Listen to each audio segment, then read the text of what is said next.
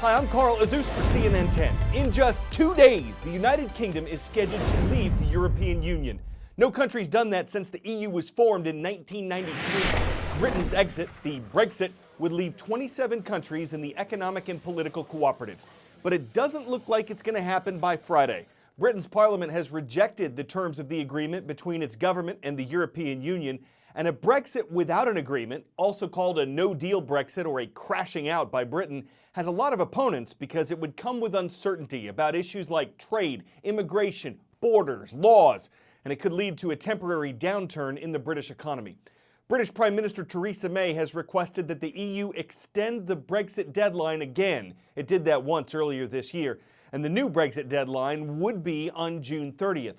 But will European Union leaders agree to it? European Council President Donald Tusk, who heads up the political wing of the EU, has suggested offering Britain a flexible extension of the Brexit deadline that could last as long as a year.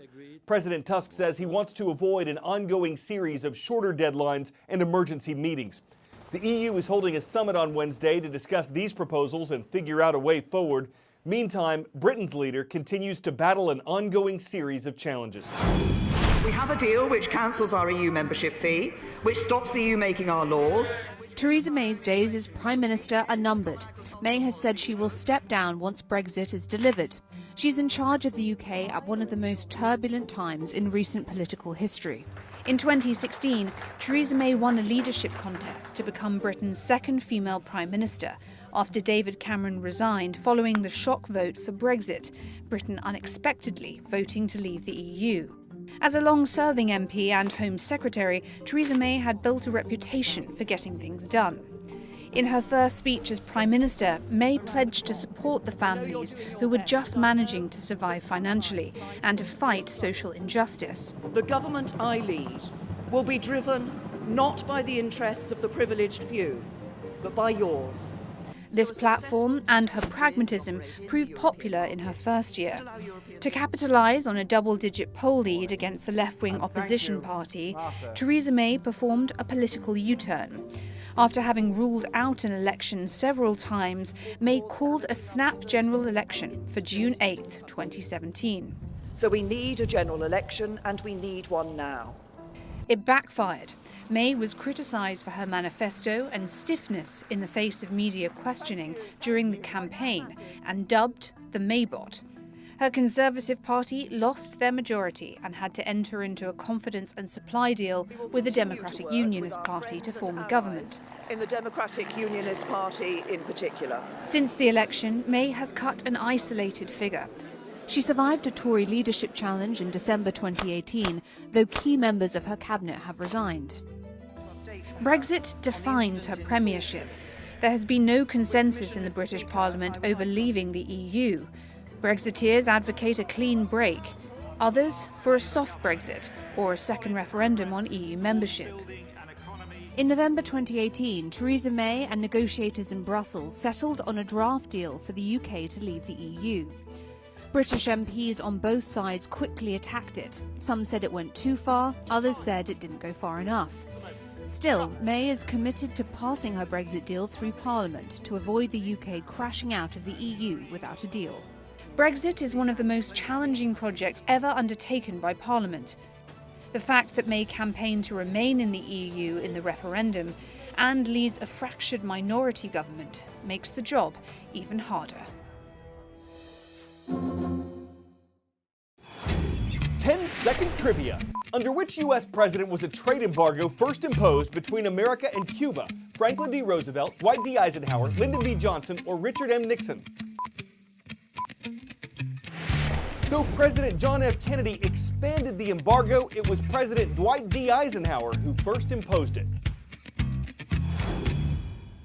It's still in place today. The embargo includes penalties on Cuba's economy, and it restricts the travel and business that Americans are allowed to do in Cuba. There were exceptions to the rule. One of them, a deal made in December, allowed Cuban citizens to play in baseball's major leagues. Previously, in order for them to do that, they'd had to defect to give up their Cuban citizenship, and they might not have been allowed back into Cuba afterward. Under this agreement, U.S. baseball teams would pay about 25% of the Cuban players' signing bonus to the Cuban Baseball Federation. The Trump administration had indicated it was reviewing the deal when it was made, and on Monday, the U.S. government canceled it. It says the Cuban Baseball Federation is part of Cuba's communist government, and because trade with Cuba is banned under the embargo, the baseball deal couldn't stand. The administration says it won't allow part of the Cuban government to take part of the athletes' wages. The Cuban Baseball Federation called the deal's cancellation politically motivated and said the deal made for a safer way for Cubans to play in the major leagues. Some have paid to be smuggled to other countries first to get around the U.S. embargo. Major League Baseball says it still supports the original goal of the agreement, which was to stop the human trafficking of baseball players from Cuba.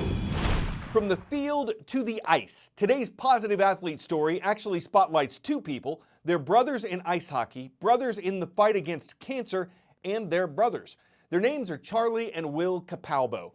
Charlie's been battling two kinds of cancer, and along with his attitude, the help he's getting from his family and community is an inspiration. My favorite thing about being out on the ice is just feel the wind on your face. The freedom, just being out there. I don't have anything else that bothers me.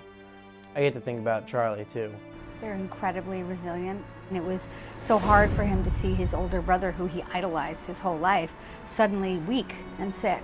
And then there was some hope for him that he might be the person who could, be the cure for Charlie with his bone marrow. It's about 25% chance that a sibling can be a match for a sibling. The doctor stopped by to tell us that Will was the match, and we were so excited we wanted to call him. But I said to him, let's FaceTime it. You are my match. What? No. Yeah. Seriously? You're a 9 out of 10 match.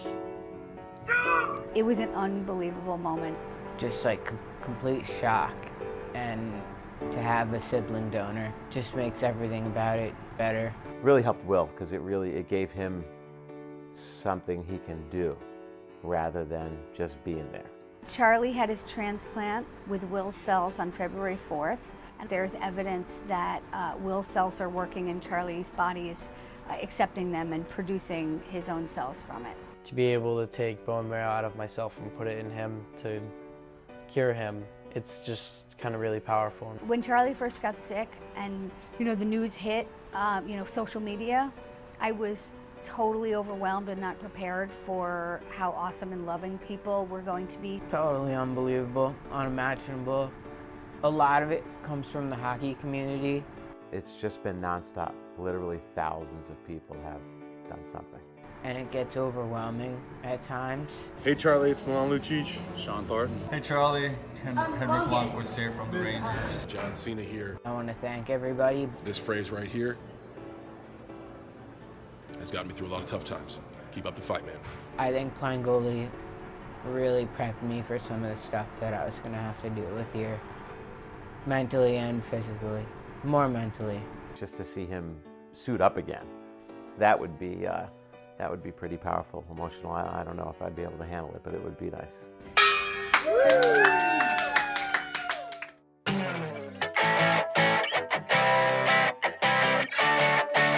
For today's 10 out of 10 segment, Firefighter Dodgeball. Sounds like it'd be a pretty intense variation of the sport. But when they're fully suited up, there's more to it than just having to dodge, duck, dip, dive, and dodge. Firefighters from 2 New York departments were taking part in a drill to see how long their air cylinders last during a time of high activity. The answer ranged from 25 minutes to 51 minutes. The research wasn't as hotly contested as the game. Even if a burning spirit of competition flared up, at some point, both teams would run out of air and need a breather. Still, the question remains, did the losing team feel smoked, hosed, or just burned out? With firefighters, I guess it's always the latter. I'm Carl Azus for CNN10.